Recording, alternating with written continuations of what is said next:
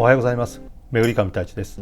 今日は旬の新鮮なバジルを使ってピストを作りたいと思います。大量に作って冷凍で保存できるのでぜひ作ってみてください。それでは一緒に作っていきましょう。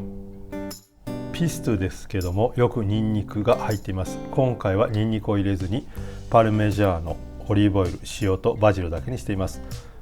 使う用途によっては後でニンニクを足してもいいと思いますので、なるべくナチュラルな状態で大量に作りたいと思います。よく洗って水気を切って葉っぱだけにしていきます。またこの後サラダドライヤーで完全に水気を切ります。やはりバジル、旬になってくるとマルシェにも大量に出てきて安く買うことができます。ペストをミキサーで回したりするときに量が多い方が作りやすいです。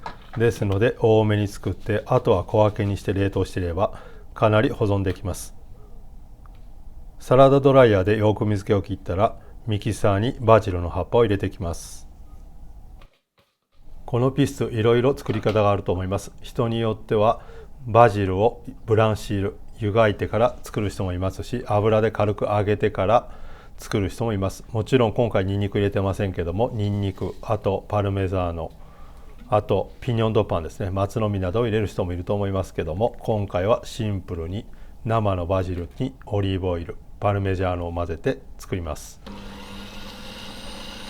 塩とオイルを入れて、あとはミキサーに回します。今回蓋開けてますけども、絶対真似しないでください。非常に危ないので蓋をきっちりしてよくミキサーで回していきます。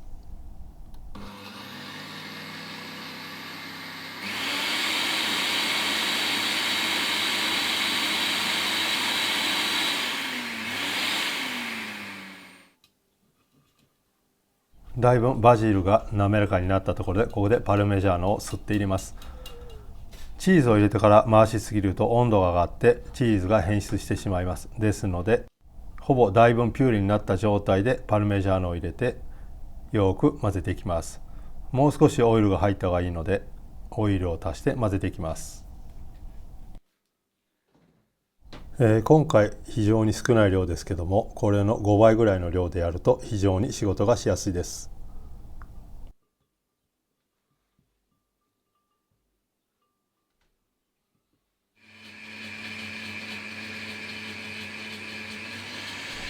きっちり蓋をしてよくミキサーで回していきます。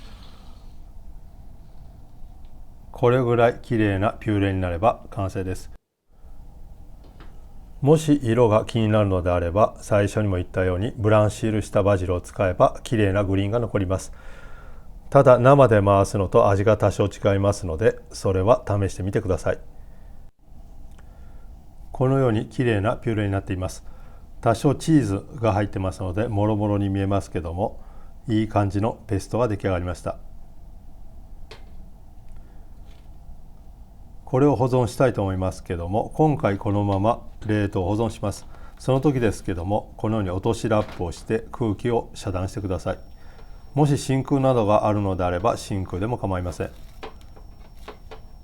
このように落としラップをしてなるべく空気と触れ合わないようにして、その後もう一度きれいにラップをします。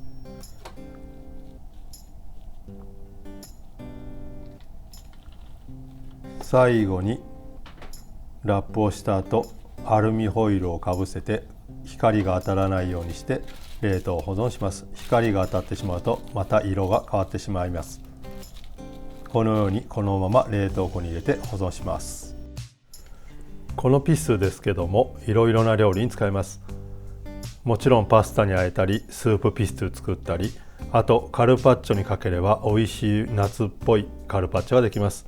もちろん焼いた魚、焼いた鶏などにあえても非常に美味しいと思います。もちろんスライスしたトマトにシンプルにかけるだけでおしゃれなサラダトマトができます。あとここで一つポイントですけども、このピストと醤油とても相性がいいので、隠し味に少しだけ入れてみてください。もちろんこれ豆腐にかけても非常に美味しいです。いろいろ試してみてください。またピストを使った料理あげたいと思いますので、楽しみに待っていてください。それではお疲れ様でした。ボナペティ。